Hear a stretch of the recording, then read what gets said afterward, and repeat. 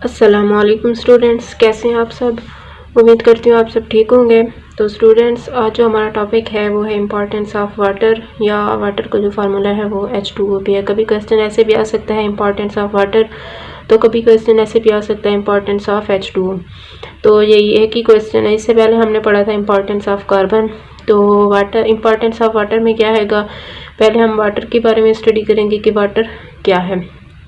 ये जो है मीडियम ऑफ लाइफ है। इसका क्या मतलब है कि ये ज़िंदगी का एक बहुत बड़ा हिस्सा होता है। इसमें it varies from 65 to 89% in different organism. इसकी जो कंसंट्रेशन होती है वो 65 to 89 तक ये तब्दील होती रहती है, डिफरेंट ऑर्गेनिज्म में डिफरेंट होती है। जो ह्यूमन के टिश्यू होते हैं, बोन सेल में जो हड्डियों के सेल होते हैं, उसमें जो पानी होता है, वाटर होता है, वो होता है 20%। और अगर हम ब्रेन सेल की बात करें तो उसमें होता है 85%। तो इसी वजह से, क्योंकि ब्रेन में पानी ज़्यादा होता है, तो इसकी जो नेचर होती है वो होती है डेलिकेट नेचर।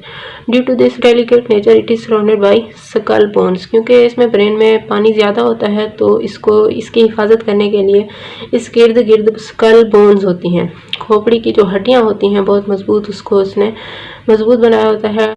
अब ये किस चीज़ में इस्तेमाल होती हैं, use in hydrolysis of micromolecules.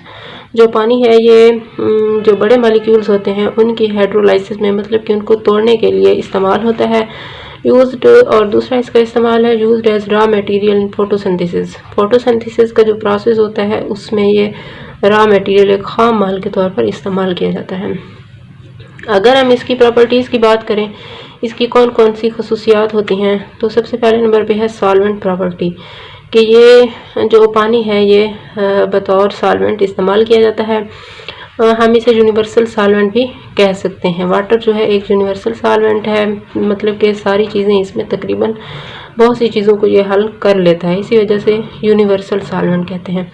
अब ये इसकी पोलैरिटी होती है, पोलैरिटी की वजह से ये पोलर मॉलिक्यूल्स को अपने अंदर हल कर लेता है। जितने भी पोलर मॉलिक्यूल्स होते हैं वो सारे के सारे इसमें हल हो जाते हैं। जब वो डिज़ोल्व होते हैं पानी में तो वो किस में कन्वर्ट हो जाते हैं, आयंस में। इसकी एग्जांपल अगर हम देखें तो जैसा कि NaCl है, ये आयनिक कंपाउंड है, और ये जब पानी में डिज़ोल्व होगा तो सोडियम और क्लोराइड आयन में कन्वर्ट हो जाएगा। तो अभी हमने बात की है कि जब पोलर मॉलिक्यूल्स जो हैं ये उसमें पानी में डिज़ोल्व होते हैं तो आयंस में कन्वर्ट हो जाते हैं। इसी वजह से ये जो NaCl है, सोडियम क्लोराइड है, जब इसे पानी में डिज़ोल्व किया जाता है तो सोडियम और क्लोराइड आयन में कन्वर्ट हो जाता है। और जो नॉन आयनिक होते हैं, जो आयंस नहीं बनाते, वो डिस्पर्स हो जाते हैं पानी में, मतलब कि आयंस नहीं बनाते, वो बिखर जाते हैं। और जो नॉन पोलर होते हैं, नॉन पोलर मॉलिक्यूल्स जैसा कि फैट्स हैं, ये इनसॉल्युबल होते हैं पानी में। जब इनसॉल्युबल होते हैं, हल नहीं होते, तो मेंटेन करते हैं सेल स्ट्रक्चर को। सेल स्ट्रक्चर जो होती है सेल की, वो मेंटेन रहती है, बरकरार रहती है। पिछले लेक्चर में भी मैंने आपको बताया था जो न्यूक्लियस होता है उसकी जो सेल स्ट्रक्चर होती है, अगर वो पानी में इनसॉल्युबल है तो इसी वजह से वो जो सेल की न्यूक्लियस की स्ट्रक्चर्स होती हैं वो सारी मेंटेन रहती हैं, इसी वजह से वो बनती हैं। अगर वो पानी में हल हो जाती हैं इजीली, तो फिर क्या होता, वो सारा जो न्यूक्लियस होता है वो पानी के अंदर डूब जाता। इसी वजह से जो चीज़ें पानी में इनसॉल्युबल होती हैं वो सेल स्ट्रक्चर को मेंटेन करती हैं। जब क्या होता है, सॉल्यूशन की फॉर्म में होता है, तो इसमें आयंस और मॉलिक्यूल्स जो होते हैं ये मूव करते हैं रैंडमली। रैंडमली का मतलब क्या है, बेतरतीबी से हरकत करते हैं और ज़्यादा से ज़्यादा रिएक्ट करते हैं दूसरे मॉलिक्यूल के, क्योंकि वो ज़्यादा ना तैर रहे होते हैं, मूव कर रहे होते हैं, उनकी कोई तरतीब नहीं होती, वो दूसरे मॉलिक्यूल और आयन के साथ भी रिएक्शन कर लेते हैं। इसी वजह से, इस प्रॉपर्टी की वजह से सारे रिएक्शन जो एक्वस सॉल्यूशन में होते हैं वो इसी वजह से होते हैं, क्योंकि जो पानी है उसके जो आयंस हैं, वो मॉलिक्यूल्स हैं या आयंस हैं, वो क्या करते हैं, पानी में मूव करते हैं रैंडमली, बेतरतीबी से, और ये इजीली हल हो जाते हैं। और दूसरी इसकी जो प्रॉपर्टी है वो क्या है, हीट कैपेसिटी। हीट कैपेसिटी क्या है, great ability of absorbing heat. जो पानी है वो क्या करता है, उसकी बहुत ज़्यादा एबिलिटी होती है हीट को एब्जॉर्ब करने की, लेकिन क्या होता है उसमें टेम्परेचर बहुत ज़्यादा चेंज नहीं होता, उसमें मिनिमम चेंज आता है, बहुत ही कम चेंज होता है टेम्परेचर, और वो क्या करती है, बहुत ज़्यादा हीट को एब्जॉर्ब कर लेती है। With minimum change in temperature, मतलब कि टेम्परेचर में इतनी ज़्यादा चेंज नहीं आती और वो इसको हीट को जल्दी जल्दी एब्जॉर्ब कर लेता है। अब specific heat capacity of water जो है इसको क्या कहते हैं, number of calories required to raise the temperature of 1 gram of water. अब हमारे पास क्या है, 1 ग्राम ऑफ वाटर है, पानी का 1 ग्राम है और हमने टेम्परेचर करना है, टेम्परेचर बढ़ाना है 15 टू 16 डिग्री सेंटीग्रेड, 15 से 16 डिग्री सेंटीग्रेड बढ़ाना है और उसकी जो स्पेसिफिक हीट कैपेसिटी है वो कितनी है 1। तो इसमें देखें टेम्परेचर में इतनी ज़्यादा चेंज नहीं आई, सिर्फ 15 से 16 तक तब्दील हुआ है और पानी का 1 ग्राम है तो ये सिर्फ एक ही है।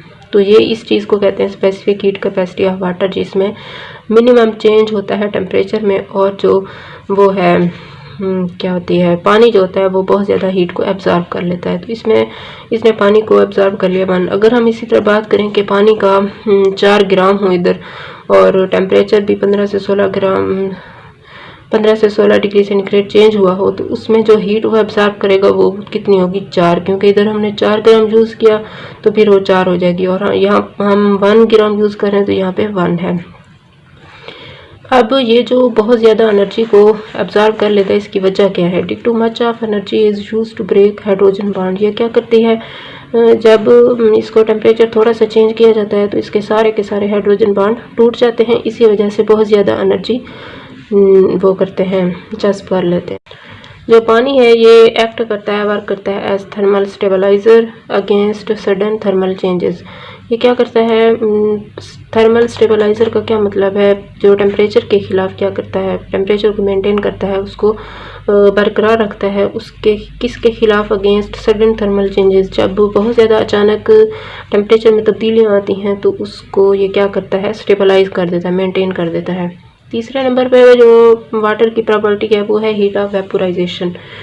इसका क्या मतलब है, एक्सप्रेस्ड एज कैलोरीज एब्जॉर्ब्ड पर ग्राम वेपोराइज्ड। इसका ये मतलब है कि जब पानी का 1 ग्राम क्या होगा, वेपोराइज होगा, तो जितनी कैलोरीज एब्जॉर्ब होंगी उस चीज़ को कहेंगे heat of vaporisation. When water changes from liquid to gas, जब पानी जो होता है वो लिक्विड से गैस में तब्दील होता है तो पानी जो है ये एब्जॉर्ब करता है मच हीट, बहुत ज़्यादा heat, due to breaking of hydrogen bond, क्योंकि पिछले उसमें भी ऐसे ही होता है, जब हाइड्रोजन बॉन्ड टूटते हैं तो वो बहुत ज़्यादा एनर्जी को एब्जॉर्ब कर लेता है। तो यहाँ भी वही बात है, पानी जो है ये एब्जॉर्ब कर लेता है बहुत ज़्यादा एनर्जी को, क्यों, क्योंकि हाइड्रोजन बॉन्ड टूट रहे होते हैं। Heat of vaporisation of water जो है वो है 574 किलो कैलोरी पर किलोग्राम। इसका क्या मतलब है, 1 किलोग्राम में 574 किलो कैलोरी निकलते हैं, हीट जो होती है वो वेपोराइज होती है। अब ये इसका किरदार क्या होता है, plays an important role in the regulation of heat produced by oxidation. जब ऑक्सीडेशन हो रही होती है तब क्या करता है ये, ऑक्सीडेशन में क्या होता है, हाइड्रोजन रिमूव हो जाती है। जब हाइड्रोजन रिमूव होगी तो फिर क्या होगा, ऑक्सीजन उसमें जज्ब होगी। तो इस तरीके से ये क्या करते हैं, हीट को, जो हीट बन रही होती है, प्रोड्यूस हो रही होती है, उसको रेगुलेट करते हैं। कौन, ये जो हीट ऑफ वेपोराइजेशन है। अब इसके एग्जांपल में अगर हम देखें, हमारे पास 1 लीटर ऑफ वाटर है, पानी का 1 लीटर है, 1 लीटर में 1000 ml होते हैं, 1000 ml होते हैं। अब हमने क्या करना है, इस 1000 में से 2 ml हमने पानी के इवापोरेट करने हैं, निकालने हैं। जब हम क्या करेंगे, इस 1000 में से 2 ml पानी के इवापोरेट करेंगे तो जो बाकी बचेंगे वो कितने हैं, 998 ml। तो इस तरीके से पानी जो है उसका जो टेम्परेचर है वो लोअर हो जाएगा, कम हो जाएगा, सिर्फ 1 डिग्री सेंटीग्रेड। अगर हम कहें कि पानी का टेम्परेचर जो है 87 था और इसके इवापोरेट कितने हुए, 2 ml, 1000 में से 2 ml रिमूव हो गए और टेम्परेचर कितना था 87, फिर जब रिमूव हो जाते हैं तो वो बन जाता है 86। और अगर हम बात करें इस 998 में से 2 और चले जाएं तो वो कितना बन जाएगा, 85। इसी तरीके से एक एक होकर टेम्परेचर उसका डिक्रीज होता जाएगा। अब इसी वजह से क्योंकि टेम्परेचर थोड़ा थोड़ा सा कम होता जा रहा है तो ये क्या करेगा, कूलिंग इफेक्ट काज करेगा, क्योंकि टेम्परेचर में कमी हो रही है। जब टेम्परेचर में कमी होगी तो कूलिंग प्रोड्यूस होगी। कैसे कूलिंग प्रोड्यूस होगी, प्लांट्स में ट्रांसपेरेशन, जब ट्रांसपेरेशन हो रही होती है तो पानी स्टोमेटा के जरिए उड़ जाता है। और एनिमल्स में कैसे होता है, एनिमल्स में जब परस्पायरेशन होती है, मतलब कि पसीना आता है, तो इस तरीके से भी क्या होता है, वो टेम्परेचर उसका कम हो रहा होता है और कूलिंग इफेक्ट प्रोड्यूस होता है। इसके बाद इसकी चौथी जो प्रॉपर्टी है वो है आयोनाइजेशन ऑफ वाटर, के पानी जो है आयोनाइज कैसे होता है। पानी जो है ये आयंस में कन्वर्ट जब होता है तो इसका रिवर्सिबल रिएक्शन होता है, मतलब कि दो एरो होते हैं और आयंस में कन्वर्ट हो जाता है, एक हाइड्रोजन आयन बनता है और दूसरा हाइड्रोक्सिल आयन बनता है। तो फिर जब क्या होगा, आयंस बनाना शुरू करेगा तो ये रिएक्शन इस तरफ जाएगा, जब ये दोबारा से पानी बनाएगा तो रिएक्शन इस तरफ जाएगा। अब इसकी हाइड्रोजन आयन की जो कंसंट्रेशन का मनफी लॉगरिथम होता है उसको कहते हैं pH, और जो हाइड्रोक्सिल आयन का मनफी लॉगरिथम होता है उसको कहते हैं POH। तो इसकी concentration 25 degree centigrade room temperature पर होती है 10⁻⁻7 मोल पर लीटर। 1 लीटर में 10⁻⁻7 मोल होते हैं। उसके बाद 5 नंबर पे जो इसकी प्रॉपर्टी है वो है प्रोटेक्शन। पानी जो है प्रोटेक्ट कैसे करता है, एक्ट एज इफेक्टिव लुब्रिकेंट, ये लुब्रिकेंट के तौर पर वर्क करता है। दैट प्रोवाइड्स प्रोटेक्शन, जो क्या करती है, प्रोटेक्ट करती है अगेंस्ट डैमेज फ्रॉम फ्रिक्शन। जब फ्रिक्शन आती है और एक क्या होता है, धचका लगता है, नुकसान होता है, तो उससे ये प्रोटेक्ट करता है। कौन, पानी। इसके एग्जांपल ऐसे देख लें, जैसे टेयर्स, हमें आंसू आते हैं, ये क्या करते हैं, प्रोटेक्ट करते हैं आई को, आँख को, from rubbing of eyelids. जब हम क्या करते हैं, आँख के जो आई लिड होते हैं उसको रगड़ रहे होते हैं तो उस रबिंग से क्या होता है, आंसू निकल आते हैं। ये आंसू जो होते हैं दरअसल क्या करते हैं, फ्रिक्शन से बचाते हैं कि कोई चोट ना लग जाए। अगर ये आंसू ना होते, आँख बिल्कुल खुश्क होती, तो फिर क्या होता है, हमारी आँख की जो आई लिड है उसके रगड़ने से, रबिंग से क्या होता है, अंदर आँख के अंदर जख्म हो जाते हैं। अब दूसरा इसका फंक्शन क्या है, forms of fluid cushion around organs. ये ऑर्गन के इर्द गिर्द क्या करता है, एक फ्लूइड का कशन बना देता है। कशन का मतलब क्या है, सहारा देना। कशन मीन सहारा देना। ये जो है ये फ्लूइड कशन बना देता है ऑर्गन के इर्द गिर्द। कैसे बनाता है, फर्ज करें ये हैं बहुत सारे टिश्यूज़। अब ये पानी क्या करता है, इसके इर्द गिर्द कशन बनाएगा, बहुत सा पानी यहाँ पे इकट्ठा हो जाएगा। जब इसके इर्द गिर्द पानी इकट्ठा हो जाएगा तो ये कशन बन गया। अब टिश्यूज़ हैं अंदर, और ये क्या करता है, help to protect them from trauma. Trauma किसे कहते हैं, चोट को, या इसे आप कह सकते हैं जिस तरह के हमें धचका लगता है। तो ऐसे हम जब जंप लगा रहे होते हैं या ऐसे हम सफ़र कर रहे हों और जब ब्रेक लगती है किसी भी, जैसा कि बस है या वैन है, तो हमें क्या लगता है, एक धचका लगता है। तो उसमें जितने भी ऑर्गन्स होते हैं उनके इर्द गिर्द क्योंकि पानी होता है वो इसको प्रोटेक्ट करता है, उसको लुब्रिकेंट प्रोवाइड करता है। तो मतलब ये सहारा दे रहा होता है। आप इसकी एग्जांपल ऐसे ले लें, जैसे हम वो तकिया जो होता है वो क्या करता है, सर का वज़न को बर्दाश्त कर रहा होता है। इसी वजह से ये फ्लूइड कशन क्या करता है, टिश्यूज़ को प्रोटेक्ट करता है, किससे, जो हमें धचका लगता है उसके असर से हमें महफूज करेगा। इसी तरीके से ये सारी जो इसकी प्रॉपर्टीज़ थी, ये क्वेश्चन बहुत ही इंपॉर्टेंट है, ये लॉन्ग क्वेश्चन भी आ सकता है, इसमें काफ़ी सारे शॉर्ट क्वेश्चन भी बन सकते हैं। कैसे बन सकते हैं, उसमें पूछा जा सकता है हीट ऑफ वेपोराइजेशन क्या है, heat of specific heat capacity क्या है, और इसके अलावा ये भी पूछा जा सकता है कि जो वो है स्पेसिफिक हीट ऑफ वेपोराइजेशन है वो कितनी होती है। और इसके अलावा ये पूछा जा सकता है कि जो पानी का हम 1000 ml में से जो 2 ml निकालते हैं तो टेम्परेचर कितना होता है, उसकी हीट ऑफ वेपोराइजेशन कितनी होती है।